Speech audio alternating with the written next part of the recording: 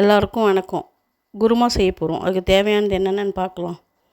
தேங்காய், இஞ்சி, பூண்டு, பச்சை மிளகாய் இதெல்லாம் அரைக்கிறதுக்கு தேவையானது. காலிஃப்ளவர் வேக வச்சு உப்பு போட்டு வச்சுருக்கேன். பச்சை பட்டாணி கிடைக்காட்டி ஊற வச்சு எடுத்துக்கலாம். நம்ம உருளைக்கிழங்கு வேக வச்சு எடுத்து வச்சுருக்கேன். 2 வெங்காயம், 2 தக்காளி. வெங்காயத்தையும் தக்காளியும் நைஸாக அரிஞ்சு வச்சுக்கணும்.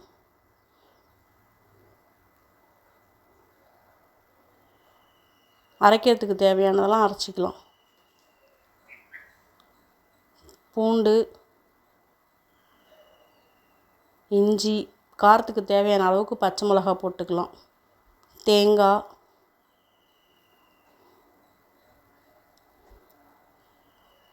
கசகசா 1 ஸ்பூன் போட்டுக்குங்க.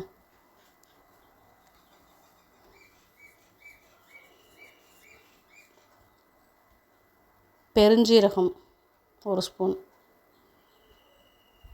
இதெல்லாம் அரைக்கிறதுக்கு.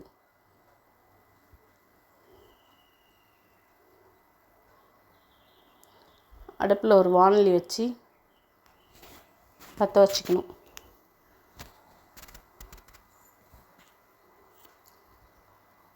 தாளிக்கிறதுக்கு தேவையான அளவு எண்ணெய். நான் பெருஞ்சீரகம் மட்டும் போட்டு தாளிச்சிக்கிறேன். உங்களுக்கு வேணுன்னா பட்டை, கிராம்பு, ஏலக்காய்லாம் போட்டு தாளிச்சிக்கலாம். நம்ம குருமாவுக்கு தாளிக்கிற மாதிரி. 1 ஸ்பூன் பெருஞ்சீரகம் பொரிஞ்சோடனே நம்ம கட் பண்ணி வச்சுருக்கிற வெங்காயத்தை போடணும். அதில்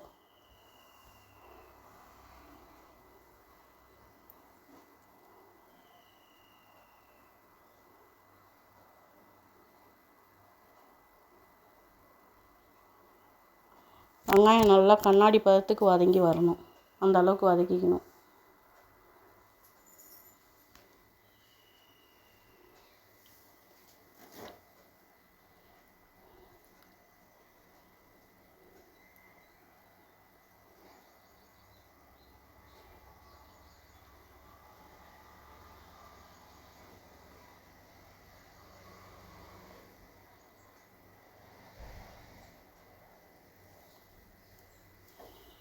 வெங்காயம் வதங்கிறதுக்கு கொஞ்சம் உப்பு போட்டுட்டோம்னா சீக்கிரமாக வதங்கிடும். வெங்காயம் நல்லா வதங்கினோடனே நம்ம அரிஞ்சு வச்சுருக்க தக்காளியும் அதில் போட்டுடணும்.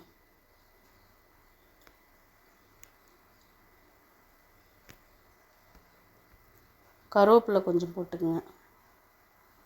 அது வதக்கக்குள்ளே போட்டோன்னா நல்லா வாசனையாக இருக்கும். அதனால தான் கருவேப்பிலை கொஞ்சம்.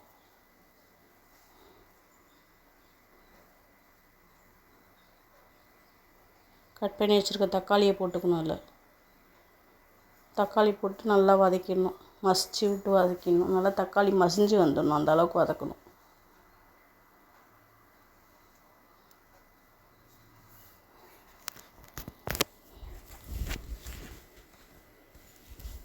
உப்பு கொஞ்சம் போட்டு வதக்கணுன்னா நல்லா தக்காளி மசிஞ்ச மாதிரி வந்துடும்.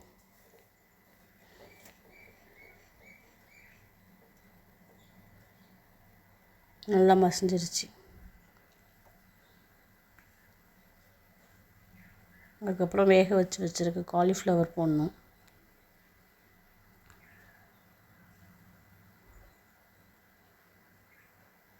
வெங்காயமும் வதங்கிடுச்சு. தக்காளியும் நல்லா மசிஞ்சு வந்துருச்சு.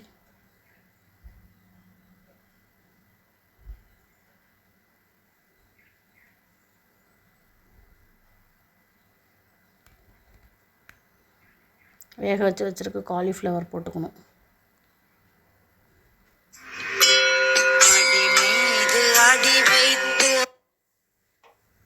பட்டாணியும் போட்டுக்கணும். அதுலேயே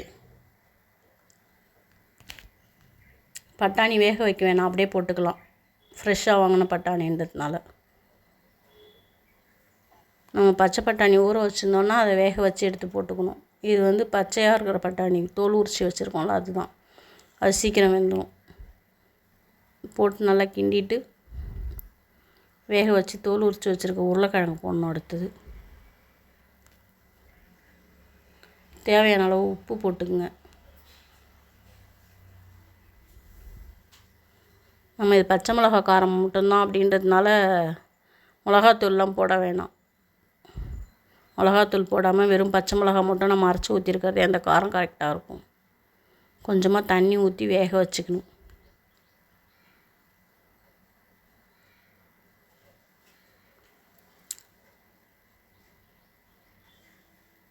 பட்டாணியும் காலிஃப்ளவரும் கொஞ்சம் நாள் வேகட்டும். அதுக்கப்புறம் வேக வச்சு தோல் உரித்து வச்சுருக்க உருளைக்கிழங்க போட்டுக்கலாம். அதில் கட் பண்ணியும் போட்டுக்கலாம், இந்த மாதிரி உடச்சி விட்டும் போட்டுக்கலாம். உடச்சி விட்டு போட்டோன்னா கொஞ்சம் ஸ்மாஷ் ஆகிறதுக்கு ஈஸியாக இருக்கும். அதனால் உடச்சி விட்டேன் நான். நீங்கள் வேணால் கட் பண்ணி போட்டுக்கோங்க.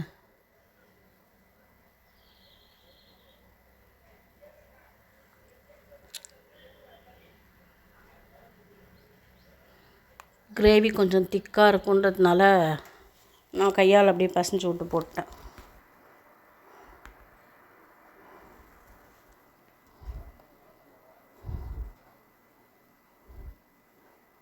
நல்லா கிண்டி விட்டு கொஞ்சம் நல்லா வெந்ததுக்கப்புறம்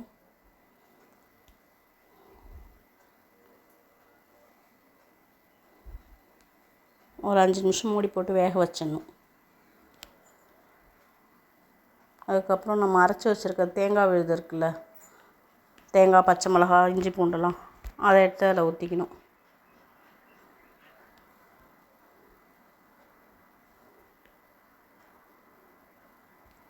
தேங்காய் அரைக்கிறதுல நமக்கு வேணுன்னா இன்னும் கொஞ்சம் க்ரீமியாக வேணும் அப்படின்னு நினச்சோன்னா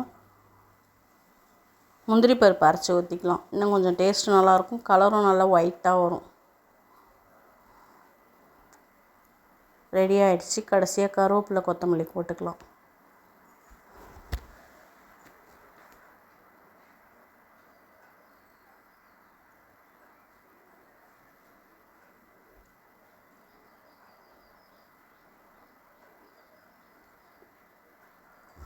கஸ்தூரி மேட்டி இருந்துச்சுன்னா கொஞ்சம் போட்டுக்குங்க, அதுவும் டேஸ்ட்டு நல்லாயிருக்கும். கையால் நல்லா கசக்கி விட்டு போட்டு கிண்டி விட்டுட்டு கொத்தமல்லியை தூவி இறக்கிட வேண்டியது தான். சுவையான குருமா ரெடி. சப்பாத்திக்கு தொட்டுக்கலாம், தோசைக்கு தொட்டுக்கலாம்.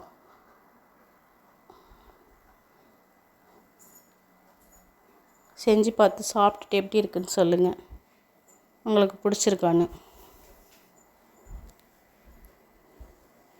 நீங்கள் எப்படி செய்வீங்கன்னு கமெண்ட் பண்ணுங்கள். இதில் வேறு ஏதாவது மாற்றிக்கணுனாலும் மாற்றிக்கிறேன். தேங்க்யூ.